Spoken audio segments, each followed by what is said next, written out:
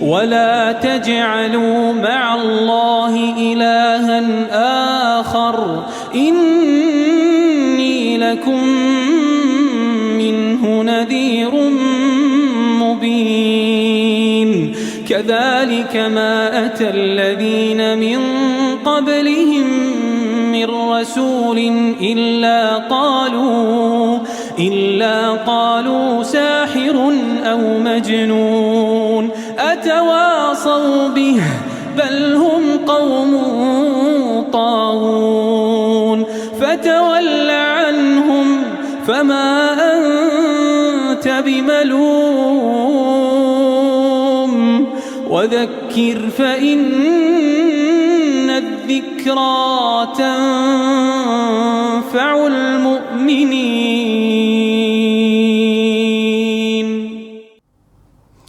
أعوذ بالله من الشيطان الرجيم. بسم الله الرحمن الرحيم. الحمد لله رب العالمين والعاقبة للمتقين ولا عدوان إلا على الظالمين والصلاة والسلام على خير البرية سيدنا وحبيبنا محمد صلى الله عليه وعلى آله وصحابته ومن اهتدى بهديه إلى يوم الدين. أما بعد, louange et gloire à Allah,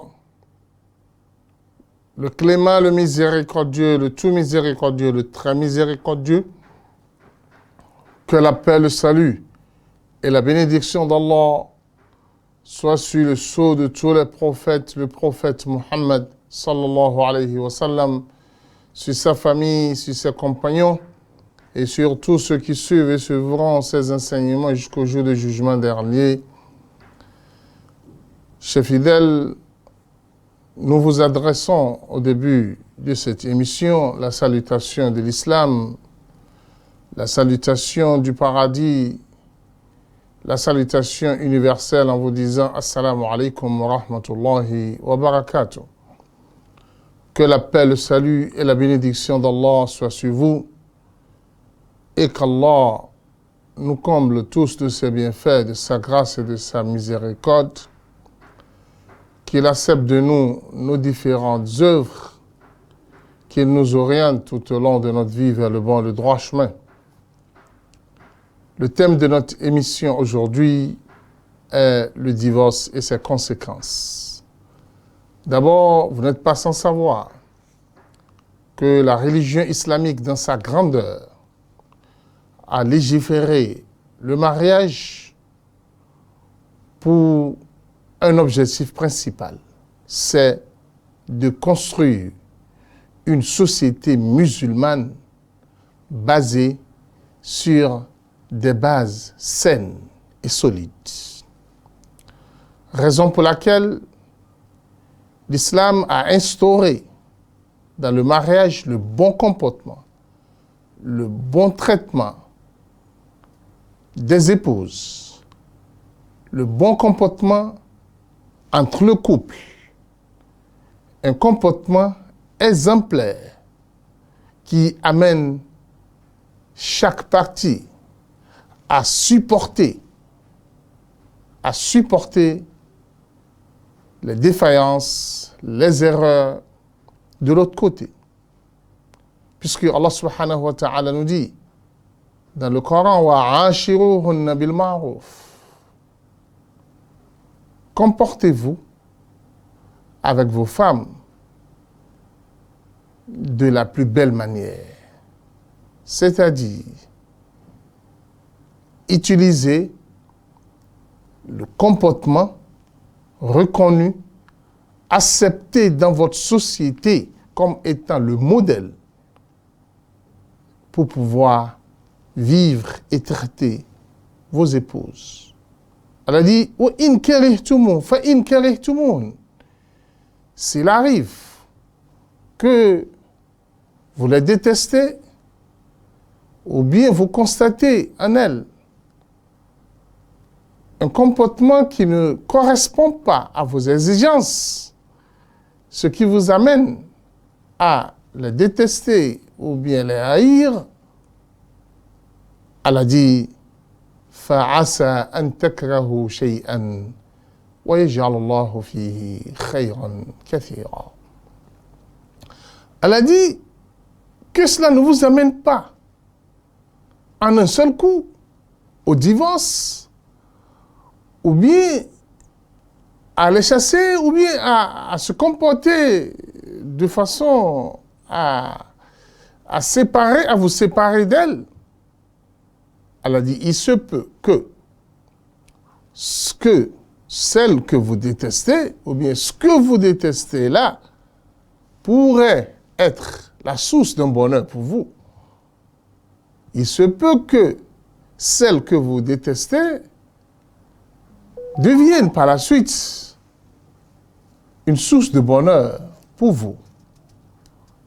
C'est pour cela que notre entretien avec vous aujourd'hui sur le divorce tournera autour de ce verset. Et nous reviendrons à la fin de notre émission pour se poser une certaine question par rapport au verset. Alors dans ce cas, nous allons comprendre que l'islam nous exhorte à un bon comportement vis-à-vis de nos épouses et de supporter les insuffisances qu'on pourrait constater de leur côté. Puisque le prophète Mohammed sallallahu alayhi wa sallam dans le hadith nous dit ceci: la femme est créée du côte de l'homme. Et le côte, comme vous le savez, surtout le haut du côte, est tordu. Et si tu cherches à le redresser, tu vas le casser. Si tu le laisses, tu vivras avec elle en étant tordu. Dans ce sens, l'islam demande à la femme d'obéir à son homme de façon convenable. Et il interdit à la femme de demander le divorce sans aucune raison, sans aucune raison islamique justifiée. C'est-à-dire, la femme doit avoir la patience, l'endurance avec son homme. Elle ne doit pas se précipiter pour chercher le divorce ou bien pousser son mari à la divorcer. Parce que le prophète Mohammed sallallahu alayhi wa sallam nous dit dans le hadith authentique, toute femme qui demande à son mari le divorce sans aucune raison fondée, l'odeur du paradis la sera interdite. L'odeur du paradis sera interdite à cette femme. Hadith authentique rapporté par Imam Ahmad avec une chaîne solide. Là, d'après l'imam Shawkani, il dit, nous tirons de ce hadith que le fait qu'une femme demande à son mari, sans aucune raison utile, fondée, le divorce, c'est haram en islam, d'après l'imam Shawkani. Et une interdiction ferme de l'islam. C'est ce que le prophète sallallahu alayhi wa sallam est en train de nous faire comprendre dans ce hadith. Et le prophète dans un autre hadith dit Al-Mukhtali'at Munafiqhunna munafiqat. les femmes qui cherchent à se divorcer de leur mari sans aucune raison palpable ne sont que des hypocrites, le prophète dit dans le hadith. Raison pour laquelle l'islam a posé des solutions, a introduit des solutions pour régler les problèmes conjugaux avant que le divorce n'arrive.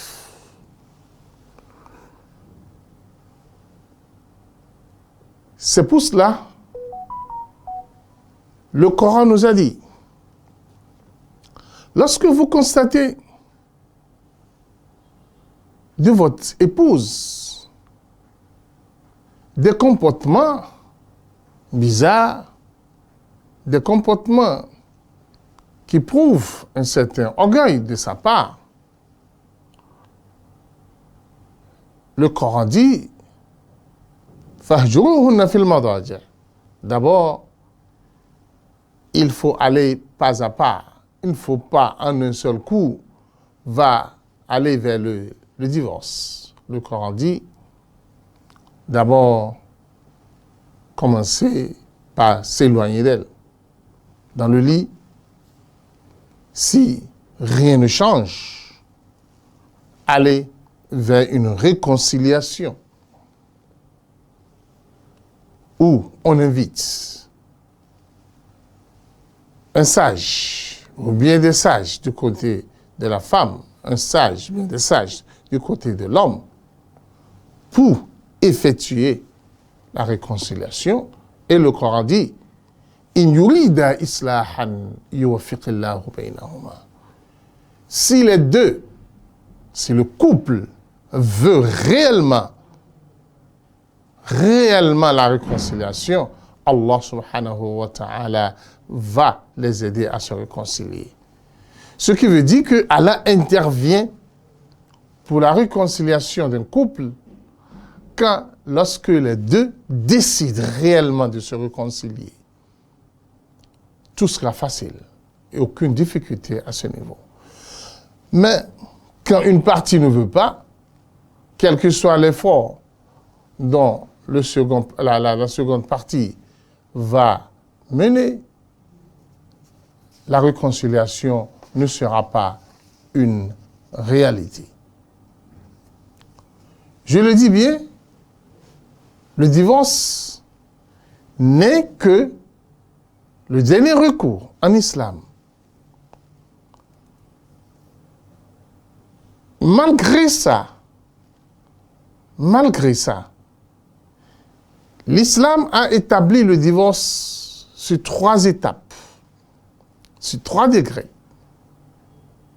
C'est-à-dire, l'homme ne peut pas du jour au lendemain décider de divorcer son épouse, un divorce définitif en un seul coup en islam. Non.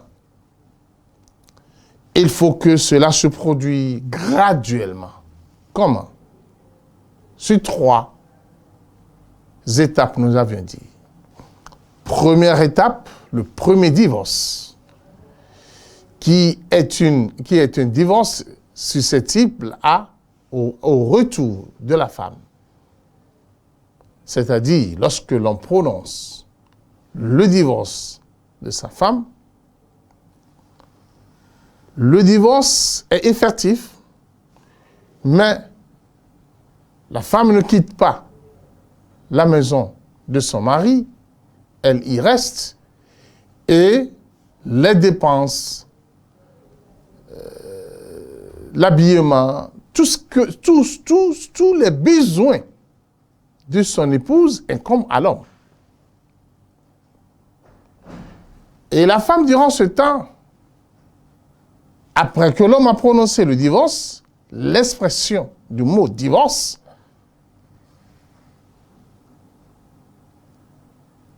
le monsieur doit prendre en charge, comme d'habitude,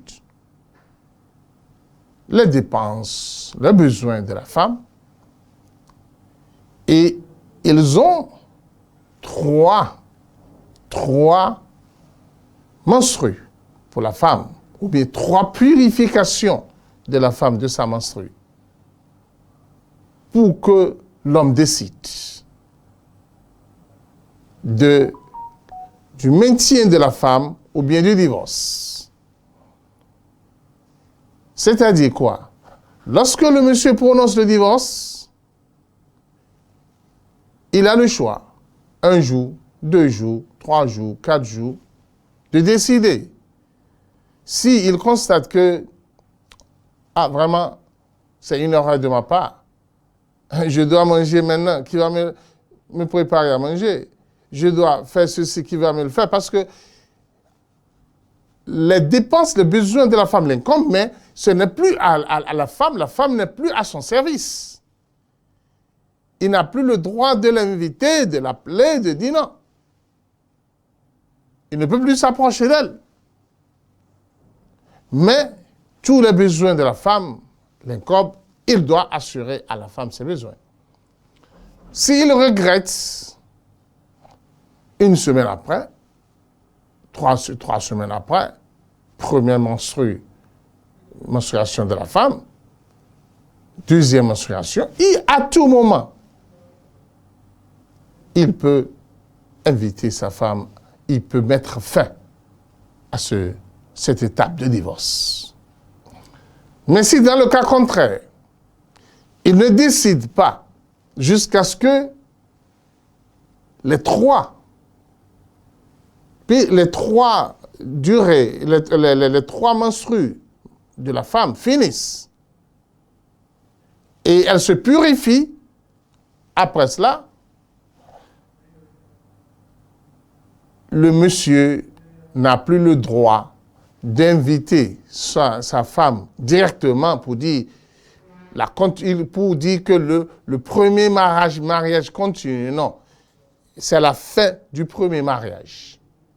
Si il veut réconcilier avec la femme et veut la ramener encore sous lui, il doit retourner vers la famille de la femme et payer une nouvelle dot. Et sur les mêmes étapes du nouveau mariage, avant que cette femme ne devienne sa femme à nouveau. Mais, qu'est-ce que l'islam dit? Mais il a la priorité sur tout autre homme pour pouvoir la prendre comme étant son épouse. Si immédiatement il décide, il refait le mariage, il reprend sa femme. Mais s'il ne décide pas et il n'annonce pas un nouveau mariage, le divorce est, dans ce cas, consommé et ça devient définitif. Après ces 3 menstrues, bien ces 3 purifications de menstruation. Si dans le cas contraire, il avait décidé et il a repris sa femme avant la fin des 3 purifications de ces menstrues, pas de souci.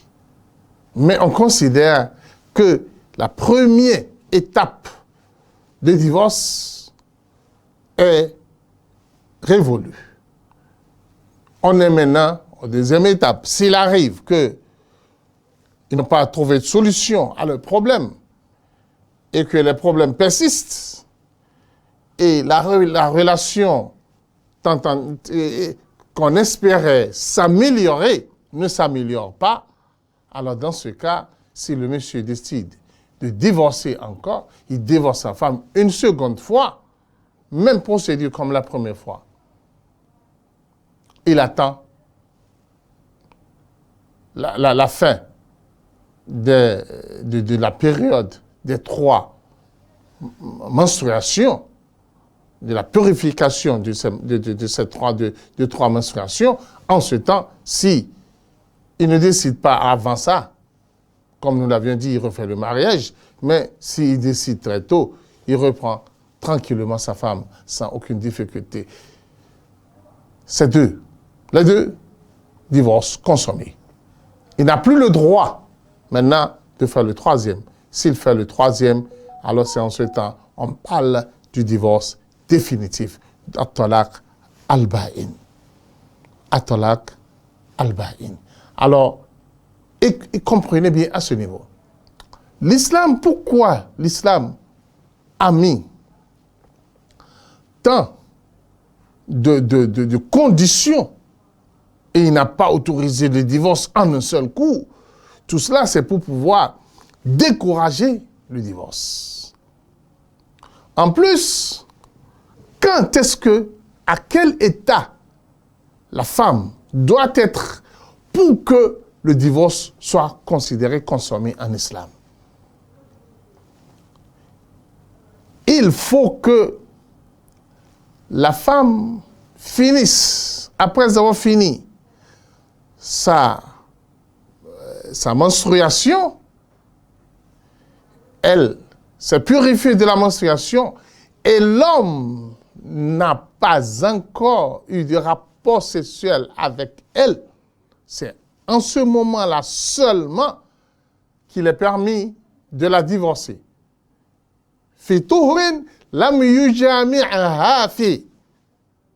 Mais si déjà le monsieur, après que la dame a fini sa période, a eu un rapport une seule fois déjà avec elle, le divorce n'est plus possible en islam. Le divorce, selon la sunna du prophète Mohammed sallallahu alayhi wa sallam, n'est plus possible.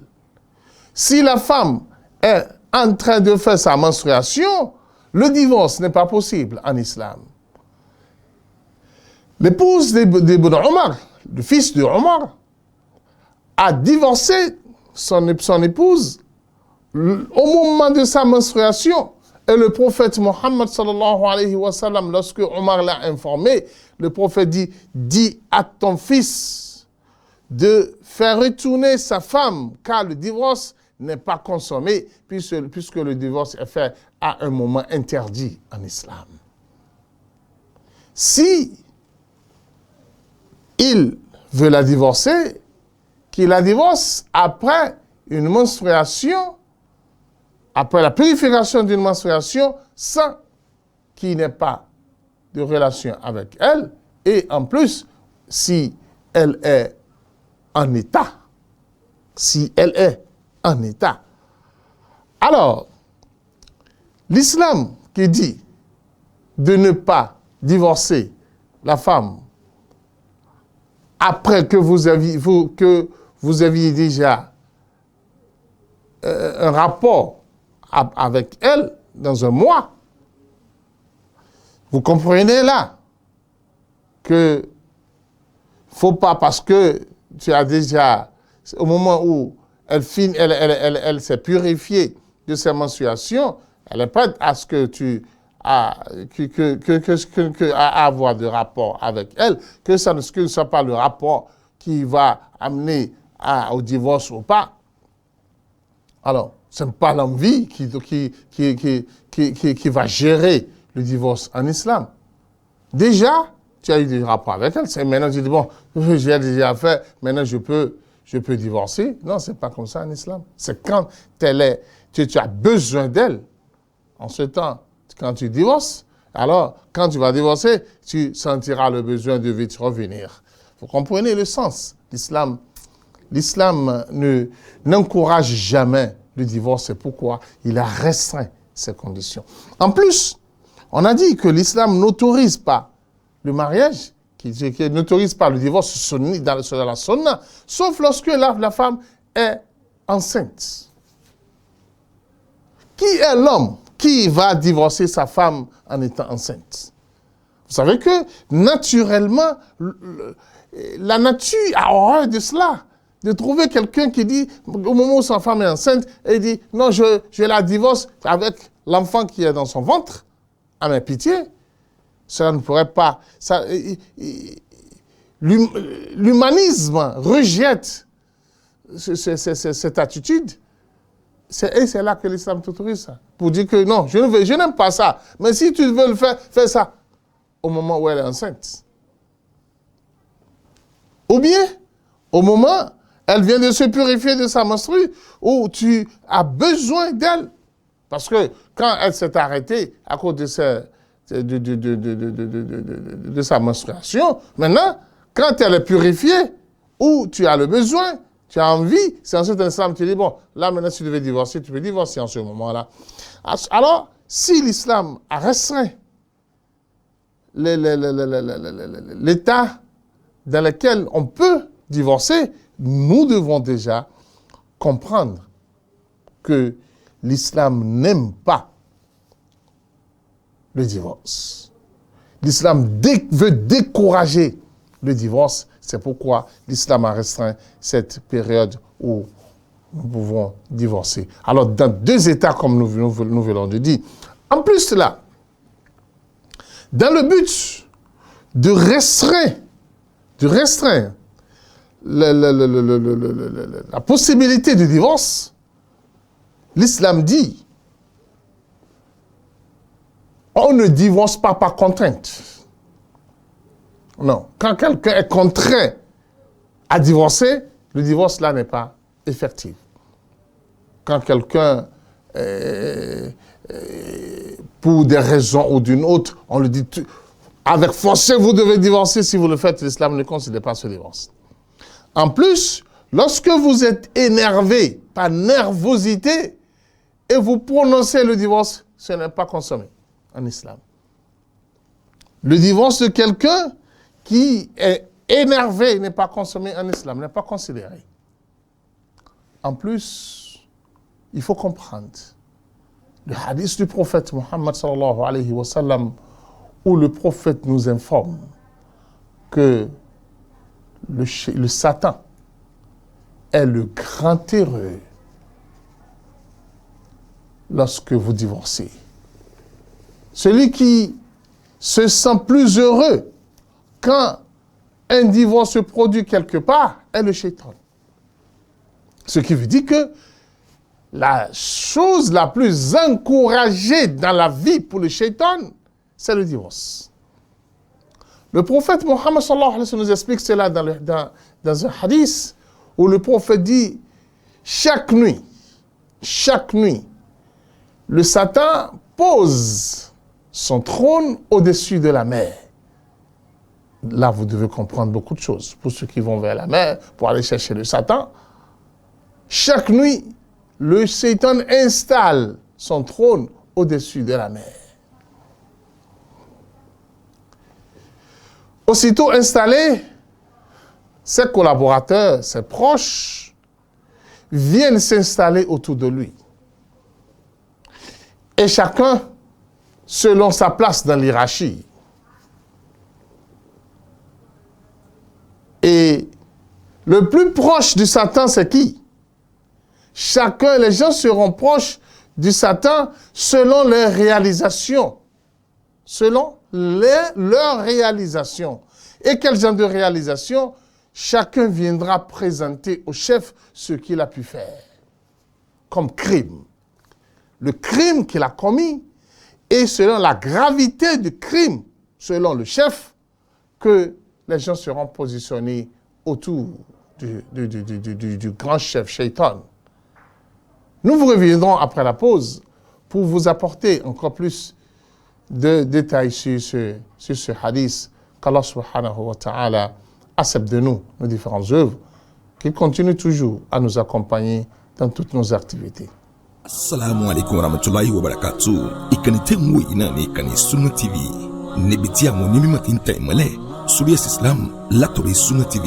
Ìmọ́lẹ̀ nínú Sunna Nabi Muhammad sallallahu alayhi wa sallam.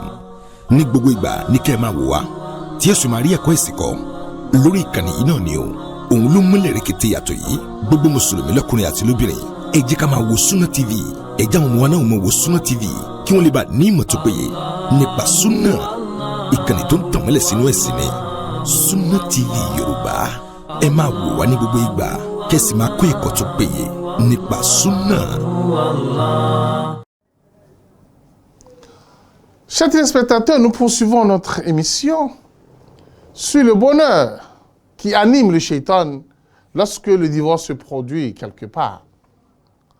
Nous allons par la suite, Inch'Allah, expliquer qu'est-ce qui amène le shaitan à se réjouir ainsi. Le shaitan évalue le crime qu'a commis ses collaborateurs. Celui-ci viendra dire, j'ai tué. Il dit, bon, d'accord, tu as fait ce qui a fait, c'est pas grave. C'est bon, pas trop. Celui-ci dit, j'ai tué telle personne, j'ai fait tel crime, jusqu'à ce que quelqu'un viendra lui dire, chef, après tous les efforts fournis, derrière tel couple, j'ai arrivé à les séparer. Ah, le shaitan dit, viens, toi, tu es le plus proche de nous. C'est toi qui as réalisé nos souhaits. Regardez, parce que le shaitan n'est jamais satisfait d'un couple qui s'est proprement marié. Il est satisfait quand vous arrivez à les séparer. Dans ce sens, nous allons comprendre le danger que constitue le divorce. Alors, dans ce sens, chers téléspectateurs, nous devons faire l'effort pour réduire ou bien pour décourager tout ce qui pouvait amener au divorce. Puisque de nos jours, le divorce est devenu des fois une monnaie courante, surtout d'abord des jeunes couples qui étaient habitués au célibat, dont chacun était libre. Ils n'étaient pas habitués à des responsabilités. Maintenant, face à des responsabilités, on a des difficultés à s'adapter.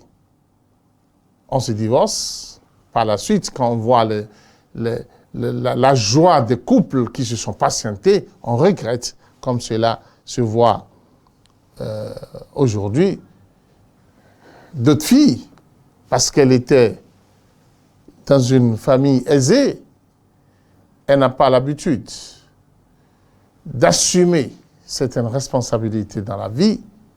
Quand face maintenant à des responsabilités dans la vie de couple, elle trouve que le mariage, c'est difficile et s'entraîne dans le divorce. D'autres, c'est des couples qui étaient monogames et qui se lancent dans la polygamie.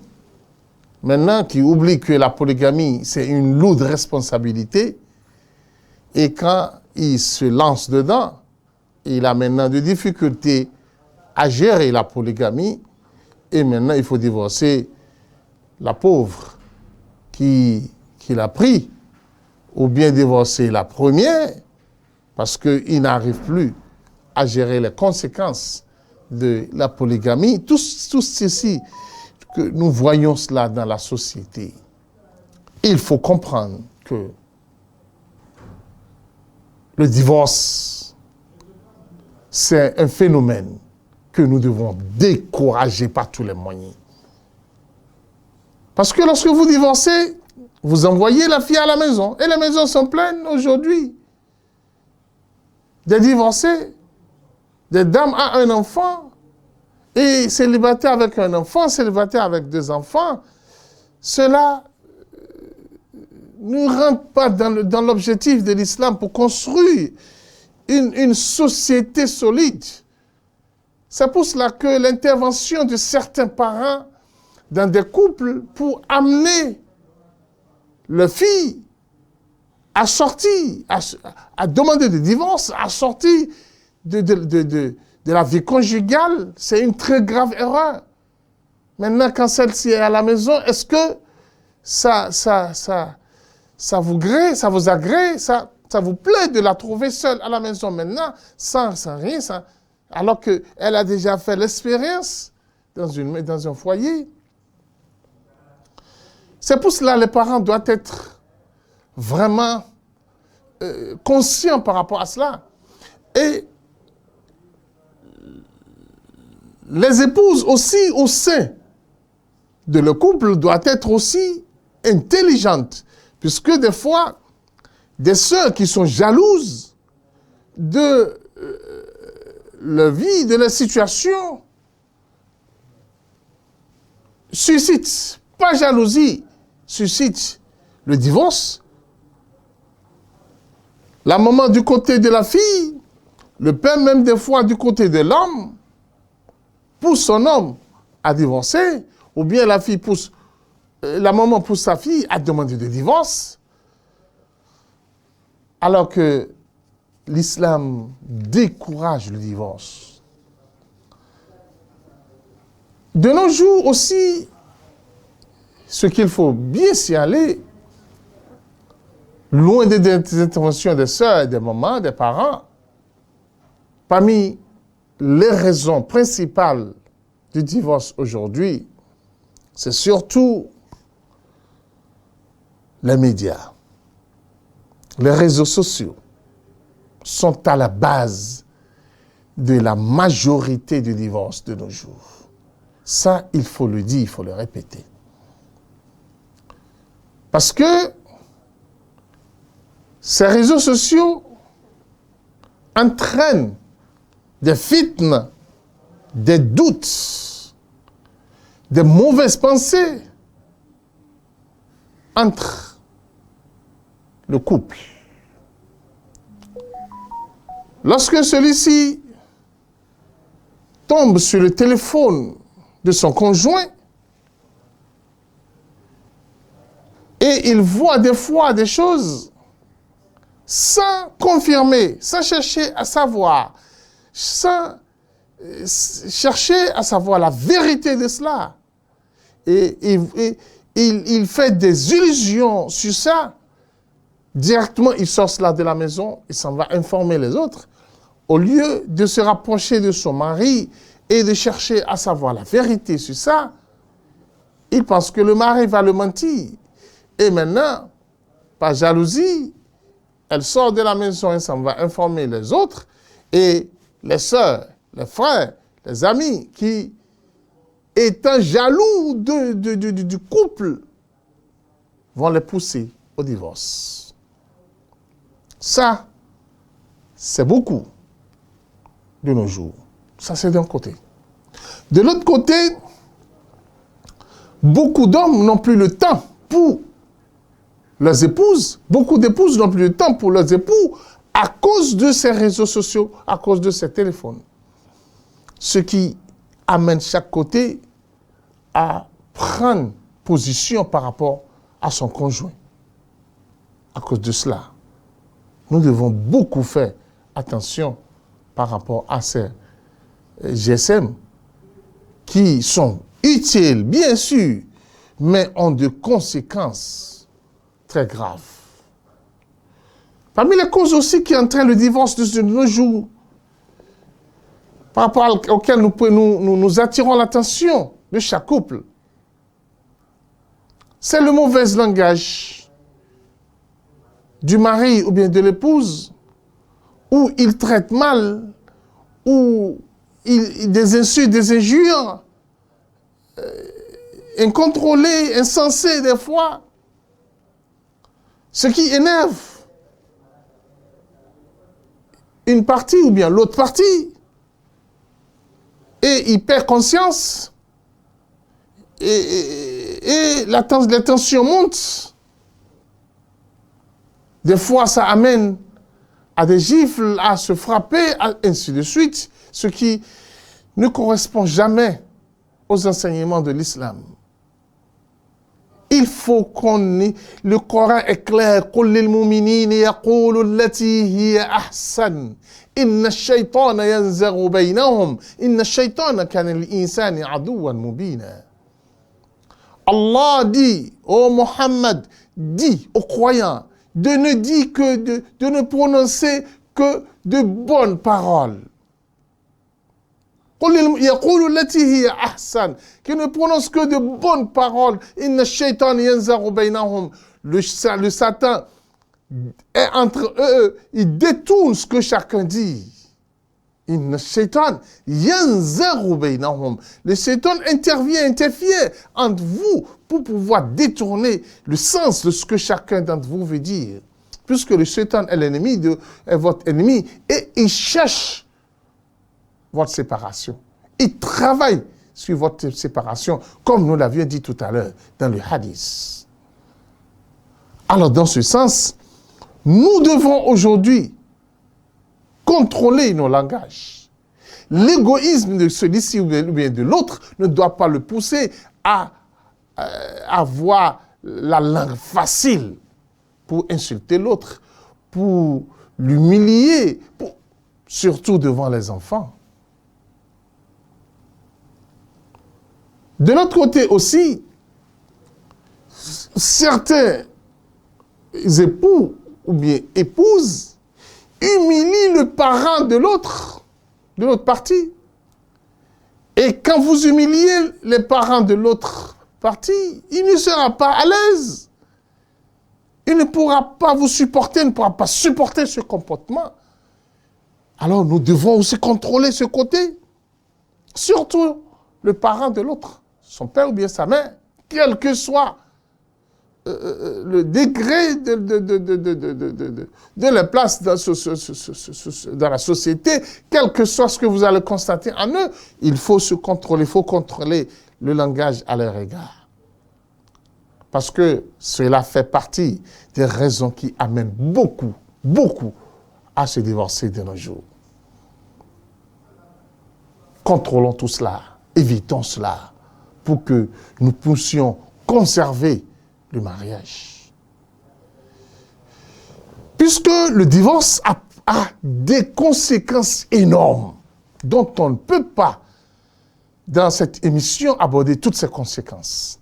Nous allons juste mettre la main sur quelques conséquences. Nous allons attirer votre attention à quelques-unes de ces conséquences. Premier point, lorsque un couple se divorce, vous savez que dans notre société, malgré tout ce que nous sommes en train de dire, soit la femme, ou bien soit l'homme, trouvera refuge auprès d'un charlatan, ou bien auprès d'un magicien, auprès d'un secte quelconque, un ritualiste, pour lui demander du soutien, pour acheter le cœur de son mari à nouveau. Parce que soit elle regrette, ou bien soit il est en train de regretter, et il veut à nouveau retourner dans son couple. Le shirk, on tombe dans le shirk, on tombe dans l'interdiction. Le charlatan, le magicien, ne réussira jamais dans la vie. Quand il va revenir dans ce couple, c'est la destruction à nouveau. Surtout si l'homme s'est déjà marié à une autre femme, telle que nous sommes en train de voir aujourd'hui. Le deuxième point parmi les conséquences très graves que nous voyons aujourd'hui, c'est la dislocation de la famille. C'est-à-dire, les enfants seront maintenant à cheval entre le père et le maman. Il arrive des fois qu'on finisse à la justice.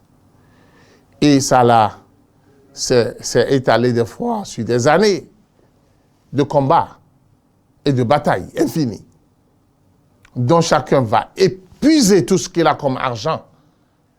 Cet argent qui devait être à la base de la construction de ce foyer, de la construction de l'avenir de ses enfants, deviendra l'argent de bataille inutile qui ne rapportera rien ni à la dame, ni à l'homme aussi, de l'autre côté. Et ce que nous vivons de plus aujourd'hui, c'est que quand le papa décidera de visiter ses enfants, si il s'est avéré que les enfants vivent avec le maman, papa va vouloir visiter ses enfants chez ses mamans, chez le maman. Imaginez ce qui se passe. Imaginez, comprenez bien avec moi, quel traitement sera réservé à cet homme. Du côté des parents de la dame, comment ces enfants-là vont traiter le père si déjà la maman a inculqué en eux la haine de leur papa?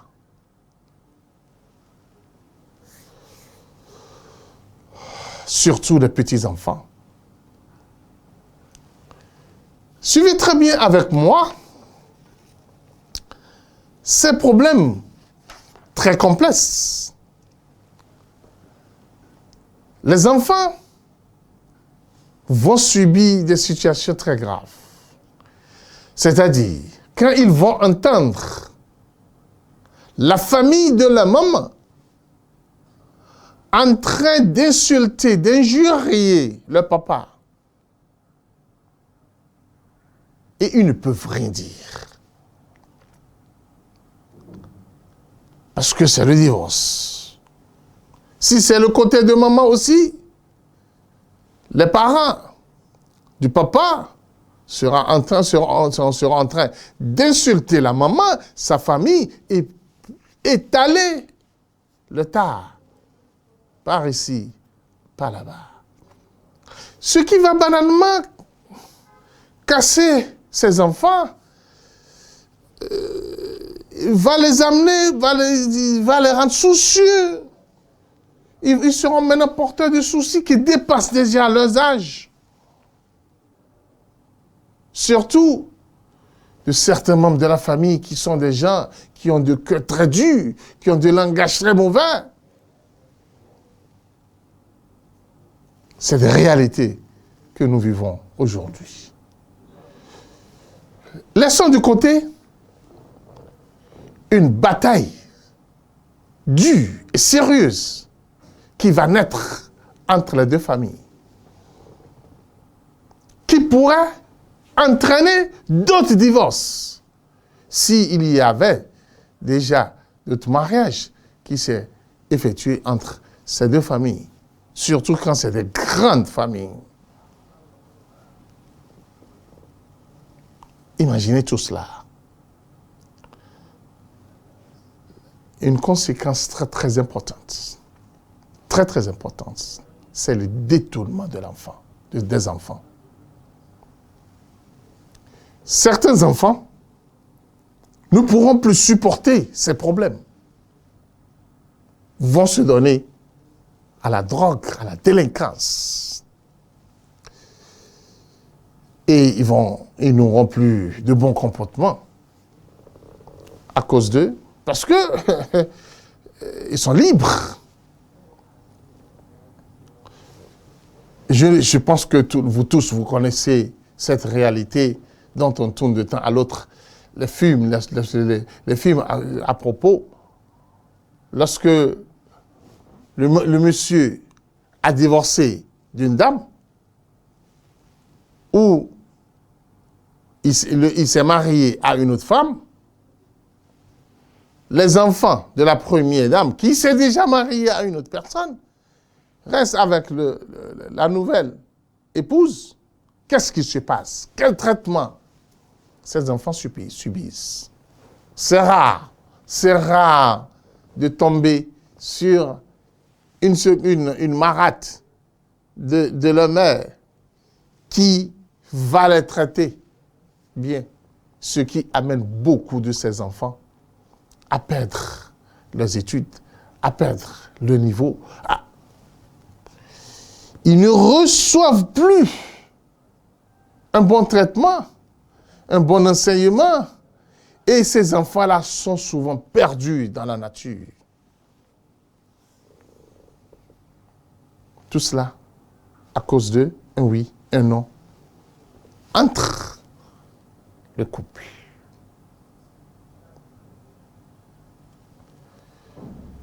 Chers téléspectateurs, parmi les conséquences les plus dures du divorce, c'est que le divorce entraîne un sentiment de haine contre l'un des deux parents.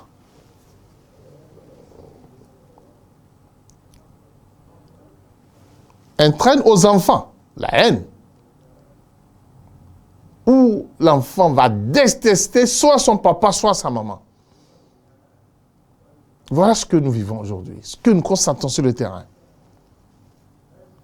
Puisque la maman qui ne comprend pas bien l'islam, qui ne comprend pas les règlements de l'islam, va verser à son enfant la haine qu'elle a pour le papa.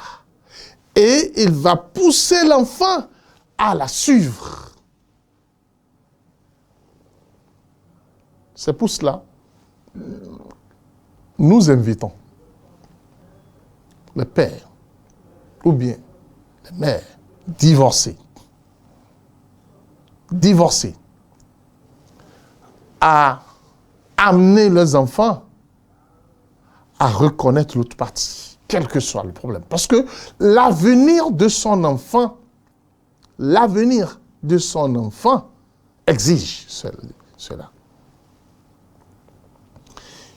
Il doit lui faire savoir que son papa, malgré qu'il n'est pas là, est toujours là.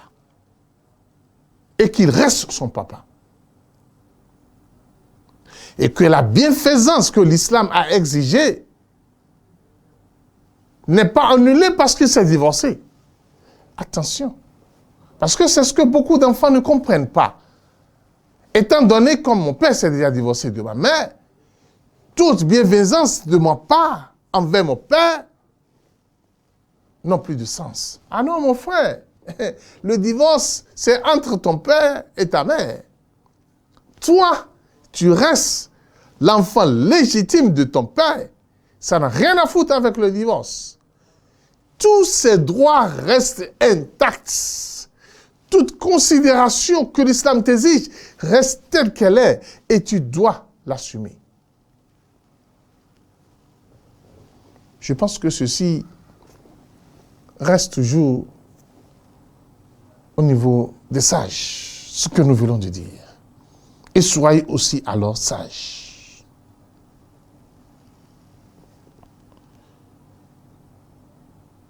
Beaucoup d'enfants